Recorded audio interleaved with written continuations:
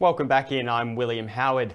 China has blasted Germany over the nation's reported plan to ban Huawei from the country's 5G network. In Berlin, the Chinese embassy said it is very puzzled and strongly dissatisfied by the move.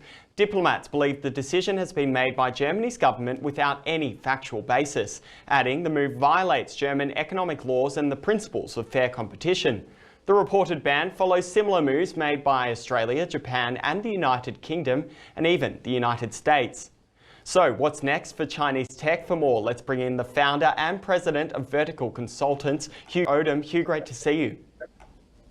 Nice to see you as well. How much of a security risk is Huawei, and are these bans really necessary?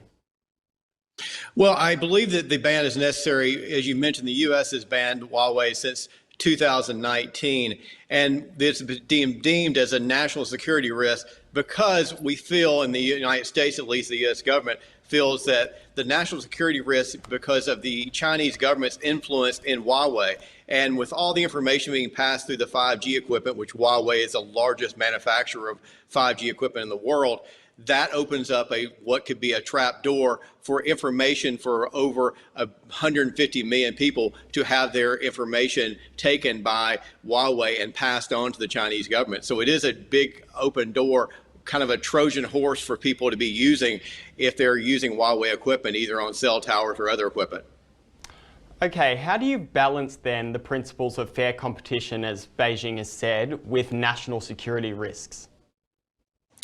Well, you're talking about, when you mention fair competition, you're talking about the Chinese-backed company, and there's really no true private company in China. Everything has a little bit of influence from the Chinese government. So when you're talking about fair competition, one of the things that Huawei's been basically accused of is being subsidized by the Chinese government, and that allows them to drive down their prices, whereby they are getting into these countries, the US, the UK, and Germany, et cetera, and being infiltrated into these 5G networks. So I don't believe there's a fair competition there because true private companies aren't able to meet the pricing that Huawei has been able to meet for the last several years, especially with 5G equipment across the world.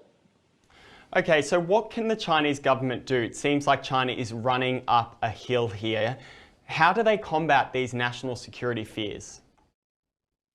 Well, I think the big thing here is that I think that Huawei has to combat those, and what they have to do is they have to show some basically division between them and the Chinese government. Right now, there isn't that. Every country is looking at this independently, the US, the UK, and now Germany, and they're seeing these same results with regards to their investigations. They're seeing these ties with the Chinese government, and those ties just become greater and greater. You were mentioning just a minute ago regarding TikTok, and that's another example. You have to show some separation between a private entity and a governmental entity. If you cannot show that separation, you always have the risk of a private entity being mandated. Under Article 7 of the Chinese Intelligence Act, the person or entity is mandated to share information if required to the Chinese government. So you can't have that mandate in place and then say somehow that Huawei is separated from the Chinese government and information and data will be protected for citizens using that service. How do you think this impacts the tech industry as a whole? Will we have a great divide between what type of tech is available in Western nations and what type of tech is available in, say, China, Russia, North Korea? Well, I think what you're going to definitely see is you're going to see a lot of backstepping. I think Germany mentioned that they have over 80,000 antennas in Germany right now. They're going to have to be replaced, and you're going to see the United States do the same thing. They're under a rip and replace program right now that's really moving quite slowly. So what you have to do is you have to get that equipment off those cell towers, that being the Huawei equipment, and then you have to bring everything back up to speed. So there's going to be a step back. I think you're going to see a separation between the Asian countries and more particularly the European and the European countries in the United States. But that may, in some degree, incentivize European countries and U.S. companies, I should say, to get into the game. What's happened is, again, Huawei has pulled way ahead of the companies like Nokia and Ericsson, and the U.S. has just fallen farther behind with regards to 5G manufacturing. So it may be an incentive for U.S. and European countries to get more into the game and more of the tech game. Thank you so much for your time today. A fascinating discussion. Thank you. And I'm William Howard. Thank you for your time. We'll be back with more Ticker News in just a moment. Stay with us. You're watching Ticker News. More news is just minutes away.